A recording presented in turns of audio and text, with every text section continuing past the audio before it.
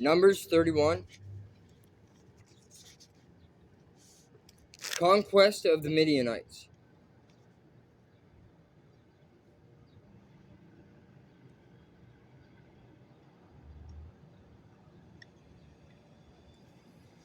Then the Lord said to Moses, on behalf of the people of Israel, take revenge on the Midianites for leading them into idolatry. After that you will die and join your ancestors. So Moses said to the people, choose some men and arm them to fight the Lord's war of revenge against Midian. From each tribe of Israel send 1,000 men into battle. So they chose 1,000 men from each tribe of Israel, a total of 12,000 men armed for battle. Then Moses sent them out, 1,000 men from each tribe, and Phinehas, son of Eleazar, the priest, led them into battle. They carried along the holy objects of the sanctuary and the trumpets for sounding the charge. They attacked Midian, as the Lord had commanded Moses, and they killed all the men. All 5 of the Midianite kings, Evi, Rechem, Zur, Hur, and Reba, died in the battle. They also killed Balaam, son of Beor, with the sword. Then the Israelite army captured the Midianite women and children and seized their cattle and flocks and all their wealth as plunder. They burned all the towns and villages where the Midianites had lived.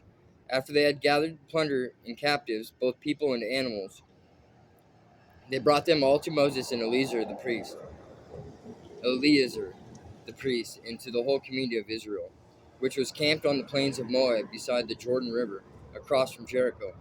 Moses, Eleazar the priest, and all the leaders of the community went to meet them outside the camp. But Moses was furious with all the generals and captains who had returned from the battle. Why have you let all the women live? He demanded. These are the very ones who followed Balaam's advice and caused the people of Israel to rebel against the Lord at Mount Peor. They are the ones who caused the plague to strike the Lord's people. So kill all the boys and all the women who have had intercourse with a man. Only the young girls who are virgins may live. You may keep them for yourselves. And all of you who have killed anyone or touched a dead body must stay outside the camp for 7 days. You must purify yourselves and your captives on the 3rd and 7th days. Purify all your clothing too, and everything made of leather, goat hair, or wood. Then Eleazar the priest said to the men who were in the battle, the Lord has given Moses this legal requirement. Anything made of gold, silver, bronze, iron, tin, or lead, that is, all metals that do not burn, must be passed through fire in order to be made ceremonially pure. These metal objects must then be further purified with the water of purification, but everything that burns must be purified by the water alone. On the 7th day you must wash your clothes and be purified, then you may return to the camp. Division of the plunder. And the Lord said to Moses, you and Eleazar the priest and the family leaders of each tribe are to make a list of all the plunder taken in the battle, including the people and animals. Then divide the plunder into 2 parts and give half to the men who fought the battle and half to the rest of the people. From the army's portion, first give the Lord his share of the plunder, one of every 500 of the prisoners and of the cattle, donkeys, sheep, and goats. Give this share of the army's half to Eleazar the priest as an offering to the Lord. From the half that belongs to the people of Israel, take one of every 50 of the prisoners and of the cattle, donkeys, sheep, goats, and other animals. Give this share to the Levites who are in charge of maintaining the Lord's tabernacle.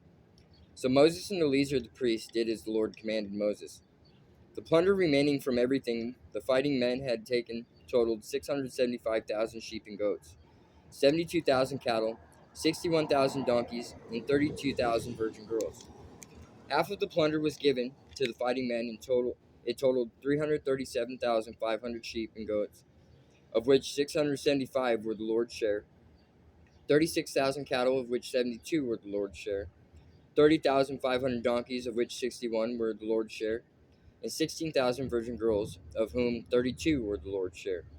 Moses gave all the Lord's share to Eleazar the priest, just as the Lord had directed him.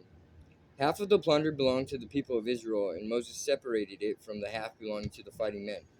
It totaled 337,500 sheep and goats, 36,000 cattle, 30,500 donkeys, and 16,000 virgin girls. From the half share given to the people, Moses took one of every 50 prisoners and animals and gave them to the Levites, who maintained the Lord's tabernacle. All this was done as the Lord had commanded Moses. Then all the generals and captains came to Moses and said, "We, your servants, have accounted for all the men who went out to battle under our command.